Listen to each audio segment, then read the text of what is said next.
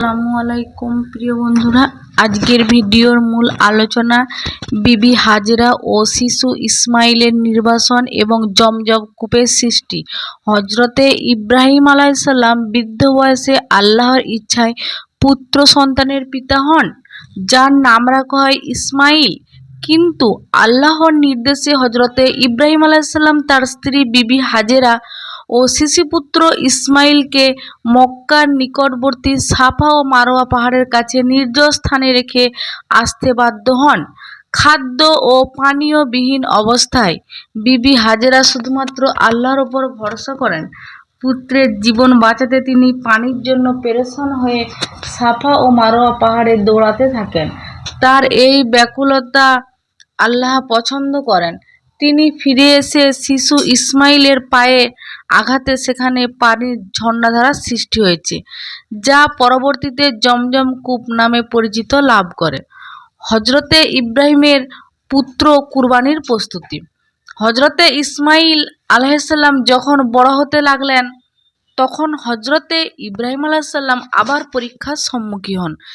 তিনি স্বপ্নে তার প্রিয় বস্তুকে আল্লাহর পথে কুরবানি করার নির্দেশ পান। তিনি বুঝতে পারেন যে আল্লাহ তাআলা তার প্রিয় পুত্র ইসমাইলকে কুরবানি করতে বলছেন।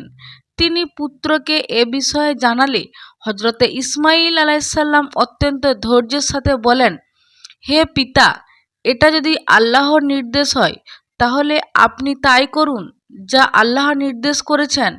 আল্লাহ চাহে তো আমাকে ধৈর্যশীলদের মধ্যেই পাবেন। কুরবানির প্রচেষ্টা ও আল্লাহ সন্তুষ্টি ত্যাগের মিনার স্থাপন। পিতা ও পুত্র আল্লাহর নির্দেশে পালনের জন্য মিনা প্রান্তরের দিকে চলেন। শয়তান 3 বার তাদের ধোঁকা দেওয়ার চেষ্টা করলে তারা পাথর মেরে শয়তানকে তাড়িয়ে দেন।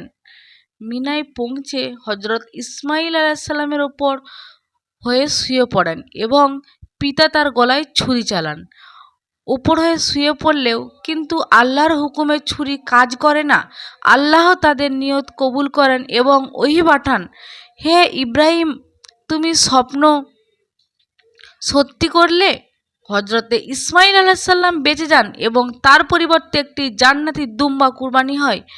এভাবেই ধৈর্য, ত্যাগ ও আল্লাহর প্রেমের এক সুউচ্চ মিনার স্থাপিত হয়, যা মুসলিম মিল্লাতের মাঝে চিরস্মরণীয় হয়ে থাকবে। আজকের ভিডিওটি এই পর্যন্তই শেষ করলাম। ভিডিওটি ভালো লাগলে লাইক, কমেন্ট, শেয়ার করবেন এবং আমাদের পাশেই থাকবেন পরবর্তী ভিডিও পাওয়ার জন্য। আমিন।